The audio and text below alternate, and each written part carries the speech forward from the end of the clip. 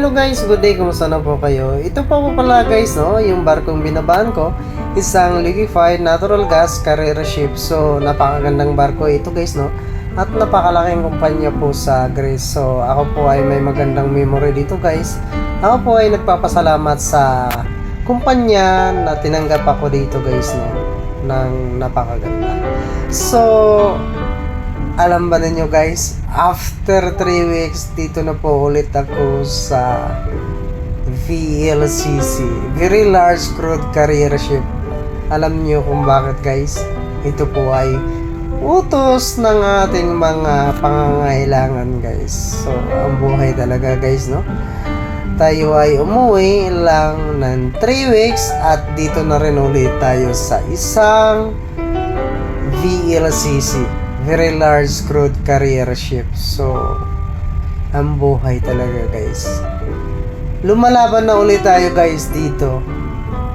First time ko talaga guys mangyari sa akin buhay na sa 3 weeks lang sa Pilipinas.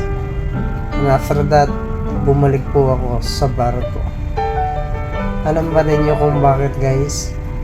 Dahil sa ating mga pangarap sa buhay at saka sa ating mga pinaghandaan ng mga pinansyal sa buhay guys. So, ito po guys, no, ay napakahirap harapin sana, kaso ito po ay kailangan natin talagang labanan. Kasi nga, ito na yung ating buhay guys, no. Imagine guys, ako po ay nagbakasyon ng 3 weeks and then sa family ko is around 12 days lang ata. Kasi the other days ay pag-report sa opisina, training, no? Pag-asikaso ng mga papers. So, ang buhay ng isang seaman guys, no? Parang talagang sobra ang kayod ng isang seaman guys, dahil sa mga gustong maabot sa buhay. Ito po guys ay first time ko ring maranasan. Dati nakaranas po ako ng 28 days, pero ito ngayon ay sobrang aga naman. Ito po ay 3 weeks lang at dito ulit tayo sasakay sa isang Very Large Crude Carrier Ship, no? Ang buhay talaga ko.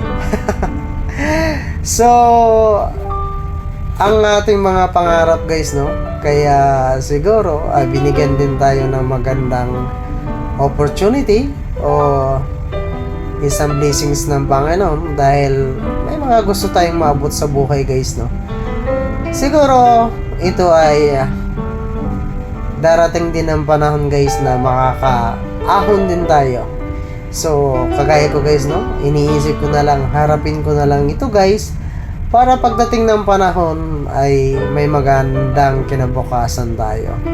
So, thank you for watching guys, no? Ako po ay nananalangin guys, no? Na bawat isa po sa atin ay magkaroon ng magandang kinabukasan guys, no? Manalangin lang po lagi tayo sa Panginoon na magbibigyan tayo ng ating kagustuhan sa buhay.